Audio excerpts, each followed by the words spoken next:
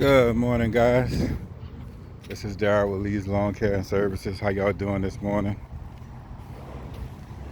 Just leaving Home Depot. Had to come out and get some mulch for another job. Yes, guys, I work on Sundays. I try not to. I do a little stuff on Sundays, not a ton of stuff. I try not to if I don't have to, but gotta do what you gotta do, right? Had to get some mulch. That's Depot with that tractor lineup. And I mean those tractors, man. I talk about them a little bit. They don't last that long. You might get 2 to 3 years out of it. That's about it.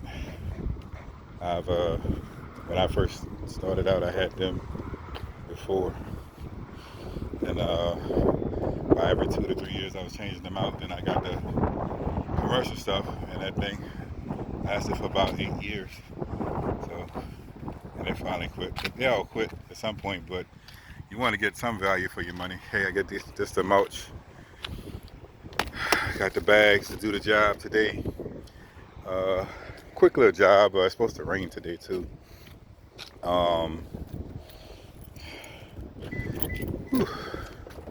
Get on in the truck so we can get on our way and go make a little change, you know. Yeah, that garden job I got to do is like a little quick garden job. It's very simple. Pull some weeds and spread some mulch. I just plugged the phone in. I know if it dipped down a little bit, that's why the brightness dipped, because I just did that. But yeah, hey, let's move. Let's roll. Yeah, I got a little the garden job. I had been having this before the new year, honestly, and we had talked about it, and I told him I would get to it whenever I got a opportunity, and he was fine with that. It's one of my commercial accounts. He's got a little small like T in front of the building. That's what it is. It's literally like a little T to me, you know. And it takes about 14 to 15 bags. So I call it a little shot job. So I got to pick my checks up from him tomorrow, so I want to have that done today. I got my maintenance check, my regular check I get from him every other week, and then I got this gardening check. And it's a small little, just not a big job, guys. It's real small. Like I said, I got about 15 bags of mulch, what cost me about, I want to say about $40, and I charged him $100 to do the job. So, and it's going to take me about maybe I would say about 30-40 minutes to get in there and take all the old mulch out. I'm gonna take it out, replace it, and pull some weeds. Then I'm gonna treat it with some weed killer, and then I'm gonna put the fresh mulch in, and it should be good to go for a year, because he gets it changed out every year. So, and I tend to be the one to typically do that. All right, let's go. So yeah, I'll do that. You know, quick little hitter. I did finish that other fence job, got paid from it. So we did good on that. I got another fence job I'm working on. I gotta start tearing out the old fence tomorrow. I can make this turn. Yep, I got it. Making a turn. So I get to tear out the old fence tomorrow and lay down the measurements. And once I lay down the measurements, then I'll know exactly what I need. It's not the whole fence that's getting replaced. It's just the destroyed part of it. You know, the part that's down. So that's the part I'm doing tomorrow. So all I gotta do is put it out. They got a stump they gotta get out of the yard. So when they get the stump out of the yard, then I'll be able to put the fence up.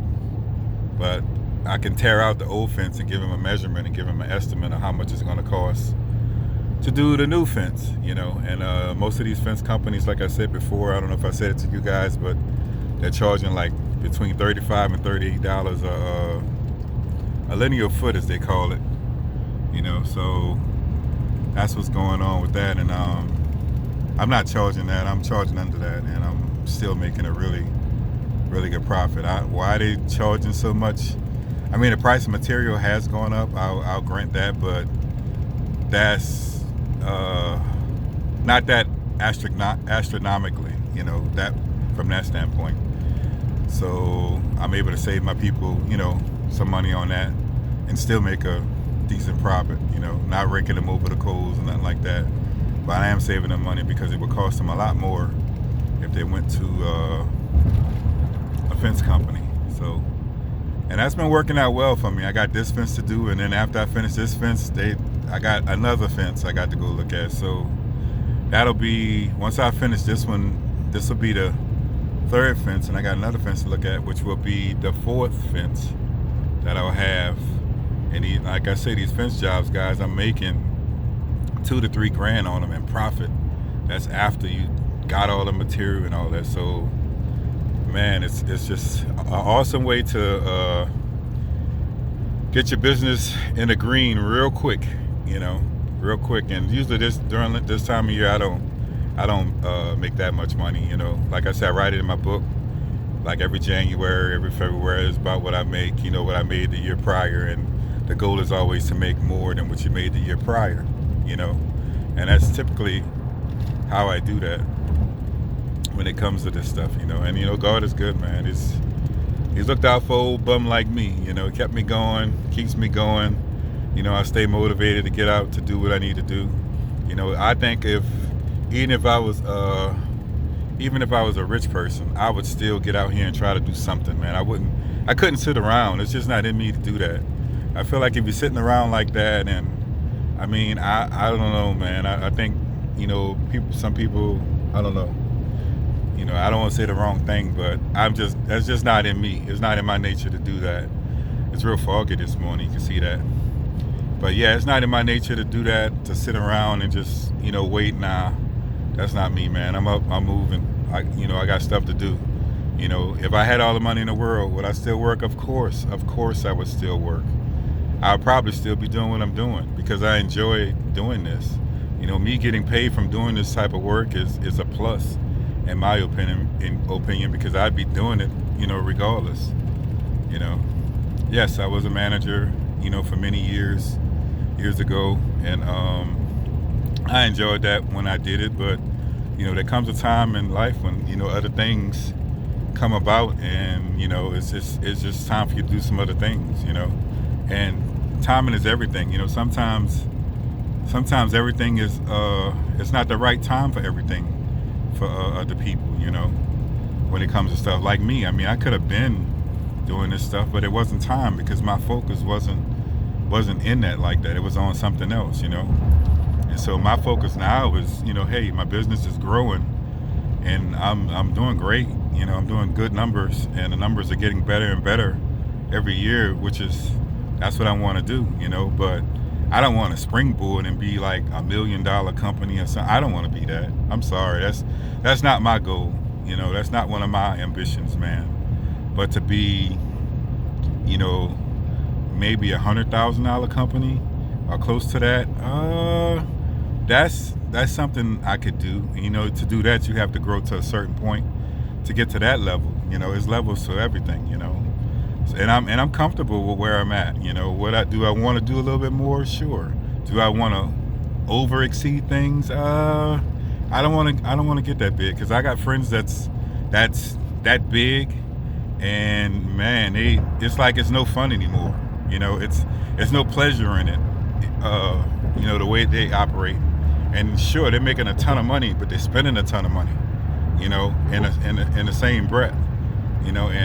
And it's not fun because you're spending a ton of money, and you got a lot of things going on that man, it makes things very, very difficult. Like I said, it takes the fun out of everything.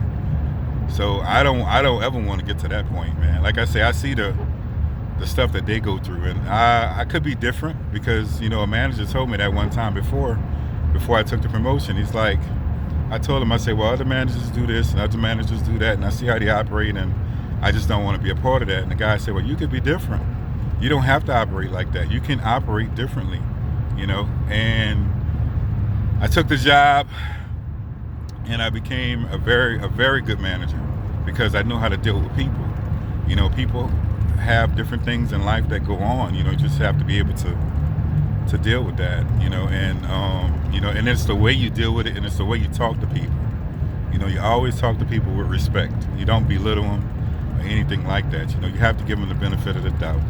You know, even with the guy that was cutting up, I think it was last year in one of my videos where guy wasn't happy. You know, he was cutting up a little bit about it. And hey, you know, I sometimes you have to take a stand on stuff to let them know, hey, I understand that, I respect you and your opinion or whatever. Just get somebody else to do it, you know.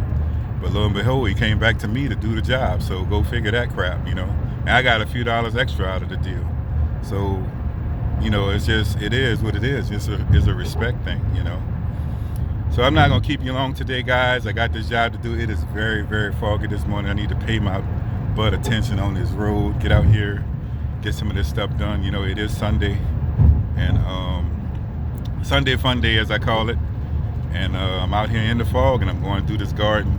And that's the thing about doing jobs like these, like gardens or fences. It doesn't matter if it's raining or not. You still can go out. You can put a rain suit on and still go out there and do what you need to do and get paid.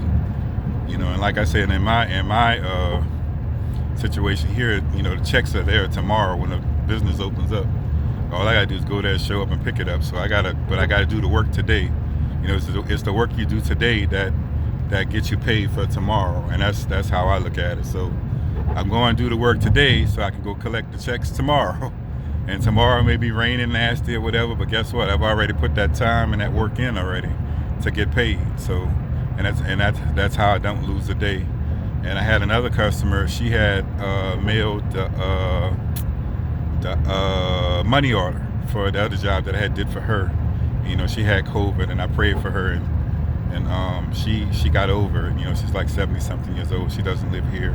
She lives in, I think, South Carolina is where she lives, but the property is here, and I take care of it for her. So she was able to mail out that. So I have money in the mailbox that I haven't even gotten to. It's been there for like 3 days.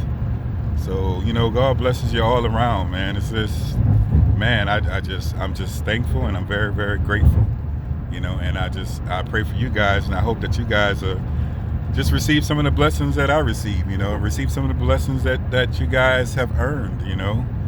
You know, God, if God sees you working out there and doing your best, you know what, he rewards those, you know. And if you feel like you need to do something and you need to get a hold of something, you get up and you go do something about it. He opens doors while you've gotten up to go do something about it. That's definitely what I noticed. You know, some days you sit in the house, you're like, I'm not sitting this. I'm going out there and try to do something. And you get out there and you wind up doing so much stuff, and then you wind up having a pocket full of money, and you're trying to figure out, well, how that happened? Well, because you got up and decided to do something about it. You didn't decide to just lay there and just lay down, you know. So, guys, you guys have a great day today. I hope you guys have a great start to the season. I'm having a super duper start to the season, and I pray for you guys success, and I'll see you on the next one. Peace out, guys. Take care. Bye-bye.